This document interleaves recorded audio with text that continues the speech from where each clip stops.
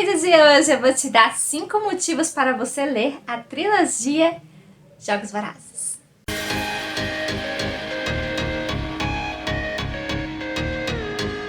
Oi gente, eu sou a Kellen e se você é como eu, já fui um dia, só viu os filmes dos Jogos Vorazes, pegou aquele momento, né, que eles partiram o último livro em 2 filmes e viu a parte 1, a parte 2 da Esperança e tal, e não conhece os livros, nunca pegou os livros para ler, eu vou te dar 5 motivos para você mudar essa ideia e querer ler sim os livros da trilogia. E antes que eu comece a falar os motivos, eu quero pedir para você se inscrever no canal se você não é inscrito, curtir o vídeo, ativar o sininho para que quando eu postar vídeo novo você ser avisado, porque o YouTube é um pouco difícil de entregar conteúdo.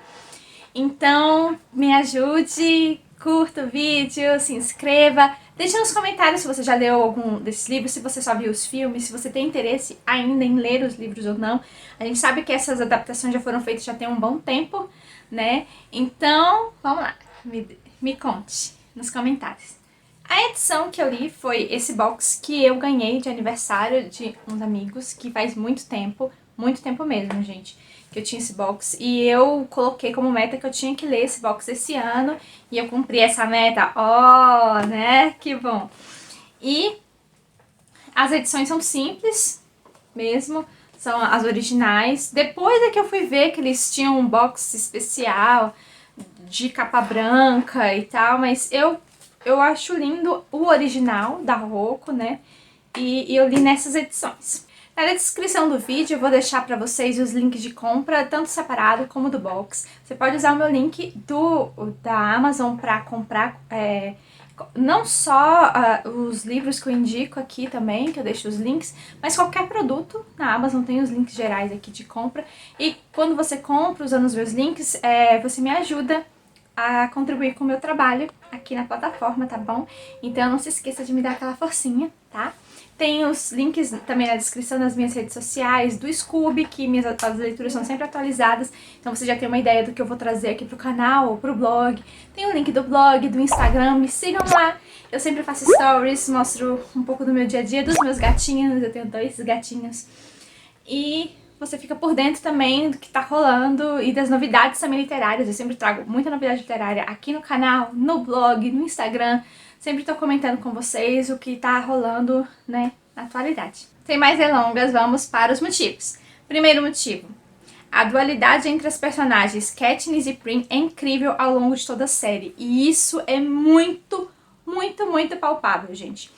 Porque a Katniss, ela tem aquele sentimento de sobrevivência, de proteger a irmã, de proteger a família, de fazer com que eles sobrevivam, né? Ela tem esse instinto de sobrevivência. Já a Prim, como esse instinto de sobrevivência é suprido pela irmã, ela não tem tanto essas preocupações, ela consegue se desenvolver no que ela quer fazer. Então, desde o primeiro livro e do primeiro filme, a gente consegue visualizar que a Prim ela é muito inclinada com as questões médicas que a mãe dela trabalha, né, como curandeira lá no Distrito 12. Então ela aprende muito do ofício da mãe, né, e sobre plantas medicinais, como tratar feridos. Então ela acaba se desenvolvendo muito sobre isso e ela gosta de ajudar os outros, ela tem essa questão de caridade, tá? Enquanto a Katniss, ela só pensa na sobrevivência dos seus, a Prim tá pensando em ajudar os outros, sabe? Então a gente vê essa dualidade, ao mesmo tempo que a gente vê um amor intenso entre as duas. É algo bem palpável mesmo. Elas se amam muito, elas se valorizam muito uma pra outra, e é muito bonito ver isso ao longo de toda a série, como isso vai desenvolvendo. Então esse é o primeiro motivo, a relação das duas irmãs. Segundo motivo. Cada livro segue um ritmo de história completamente diferente, o que deixa a gente conectado e recebendo sempre acontecimentos inesperados. Gente, isso é um fato. Essa série toda, ela traz muita surpresa o tempo inteiro mesmo. Então, o que acontece? Quando no primeiro livro, tudo é novidade. A gente tem aquela brutalidade do campeonato não, dos jogos, né?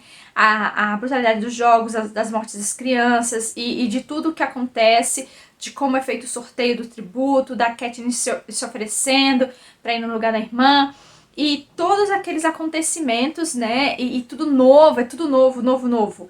E quando chega na arena, aquela loucura de sobrevivência e tal. Aí já no segundo livro a gente já é um ambiente completamente diferente. É como é a vida dela como vitoriosa, como funciona agora o Distrito 12, como é o dia a dia da Katniss, do Peeta, e como a capital tá lidando com as revoltas. Então é um andamento de história completamente diferente. Quando a gente chega no último livro, que é o livro da Revolução em si, então a gente tem outro andamento, a gente conhece outro distrito, outros personagens. E também as motivações deles são diferentes, o que cada um quer fazer, como vai desenvolver, as propagandas que vão ficar entrando na programação da capital para aliciar as pessoas para a revolução. Então, assim, tem toda uma conotação diferente, até de como a Katniss vive de uma forma diferente em cada livro. É impressionante, gente, o tanto que essa trilogia se renova a cada livro. Terceiro motivo, Peeta é um personagem cativante que te conquista desde o primeiro livro. Gente, quem é apaixonado pelo Gale, me desculpe, mas não dá pra comparar Peeta com Gale. Não dá. Peeta é aquela pessoa que se apaixonou pela Katniss desde criança, que ele viu na oportunidade de Jogos Vorazes a única oportunidade que talvez ele tivesse de ter contato com ela, e que talvez, quem sabe, ele pudesse proteger ela de alguma forma, já que anteriormente ele não pôde fazer muito por ela, gostando tanto dela. Então a gente vê o amor dele por ela crescendo ao longo de cada livro, e com isso vai conquistando o coração da Katniss, sabe? É muito bonito, gente, é muito sincero, sabe? E ele tem aquele poder de dicção, dele saber falar para as massas, de saber se expressar, de saber colocar a Katniss nos holofotes, porque ela é, gente, Jeca Tatu. Por que eu quero dizer, o que eu quero dizer de Jeca Tatu? Ela é uma menina que fica caçando na floresta, ela não tem o mínimo de relação interpessoal, sabe? Ela não sabe conversar, tanto é que até para as orientações, para as entrevistas, nossa, o orientador dela, o Hammett, tem sempre muitas reclamações para falar para ela, porque ela não sabe se expor e tal. Então eles treinam para ela poder ir lá e dar um mínimozinho do bom. Peeta não precisa disso, ele já é desenvolto, aquilo ali é natural para ele. Então, assim, o Peeta é um personagem muito bom, muito importante ao longo de todos os livros, e a gente gosta de acompanhar o pensamento dele, o raciocínio dele, os sentimentos dele. Não é um personagem que você fica com raiva, de forma alguma, sabe? Mesmo com coisas ruins acontecendo com ele, e ele, por isso ele começa a fazer coisas ruins, você entende que não é ele. Então, assim, mesmo ele a capital tentando corromper ele, ele não consegue ser corrompido aos olhos do leitor, entende? É um personagem maravilhoso. Quarto motivo, a Katniss, ela é traída, manipulada de diversas formas ao longo dos livros, e quando ela percebe isso, ela reage, e é um ponto marcante. Sim, gente, até nos filmes, quem já viu sabe disso, que ela é muito manipulada até ela entender como as coisas funcionam e como as pessoas em volta dela estão se beneficiando dela, sabe? E quando ela entende isso, é um ponto de virada na história, que ela começa a se portar de outras formas, ela começa a pensar mais na frente, ela começa a arquitetar estratégias, coisa que Peeta faz. Ela não, entendem? E ela começa, né, a fazer esse tipo de coisa.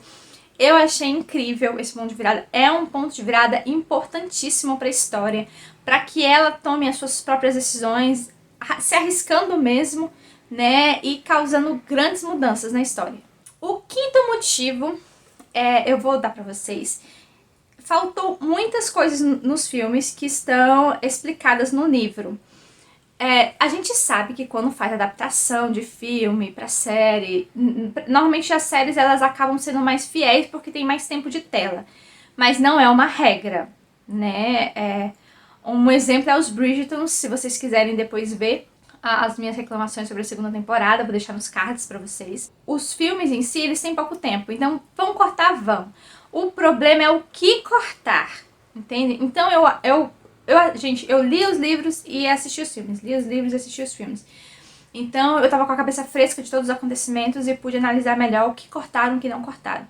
E o que eu senti dos dois primeiros filmes é que eles cortaram muitas coisas importantes que explicavam pontos importantes da história, dos personagens, pra você entender mais aquela realidade. E então, assim, justamente por causa disso, vocês têm que ler os livros, sabe? Os livros, eles são muito enérgicos, então é uma leitura rápida, não é cansativa. A escrita da Suzanna Collins é maravilhosa, maravilhosa mesmo. Então, você fica conectado com aquilo e você quer saber mais, quer saber o que vai acontecer. E tudo é na perspectiva da Katniss, então você acompanha ela o tempo inteiro. E assim, por exemplo, coisas que eles não explicaram nos filmes. A origem daquela música que tem nos livros, que é a canção da Árvore Forca. Eles explicam a origem da canção, explicam como é que isso se deu dentro do lar da Katniss, como a mãe dela proibiu aquilo, por que a mãe dela proibiu aquela canção, se tornou uma canção proibida. Porque nos filmes a gente só vê a canção jogada lá, e tá, mas qual é a história da canção dentro da família da Katniss? A gente vê nos livros. E isso é uma das muitas coisas que foram cortadas nos filmes. Eu posso dar outro exemplo de algo muito importante. No segundo filme, que é o Em Chamas, tem várias partes que foram cortadas do treinamento deles, né? Que eles ficam passando lá naquelas...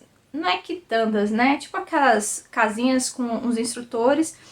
E não mostrou eles se relacionando com determinadas pessoas que mostrava nos livros, tipo, pintando o rosto, conhecendo algumas pessoas que eram viciadas em analgésicos, né? E quando uma dessas pessoas acaba morrendo ao longo do Em Chamas, a cena que tá no livro é feita lá, só que você não tem uma conexão. Por que que o Peter está pintando o rosto da fulana? Por que que o Peter está falando do céu e da pintura? Porque no filme não tem nenhuma cena sobre pintura, não tem nenhuma cena de relacionamento deles. Então você fica boiando, sabe? Então isso aconteceu muito no Em Chamas. Eu acho que dos filmes adaptados, o que mais foi cortado, partes importantes e que não tiveram correlação e que você fica confuso, é o Em Chamas. O que melhor foi, os dois que melhores foram adaptados foram os dois últimos, porque eles cortaram? Sim, gente, eles cortaram várias coisas, mas eram coisas não importantes e que não afetavam a trama principal. Claro que eles mudaram algumas coisas que eram muito brutais no livro, eles deram uma suavizada no filme, e algumas coisas que eram suaves no livro, eles brutalizaram no filme. Então, assim, tem muita diferença. Colocando em detalhes, tem muita diferença os filmes dos livros. E eu acho que vocês vão achar incrível a leitura desses livros. Eu super indico. Se aparecer esses motivos pra vocês ficarem motivados para quererem ler essa trilogia incrível que se tornou uma das minhas favoritas e que não vai sair da estante. Então me contem nos comentários se eu convenci vocês, se vocês têm interesse de ler, tá? E tchau, até o próximo vídeo!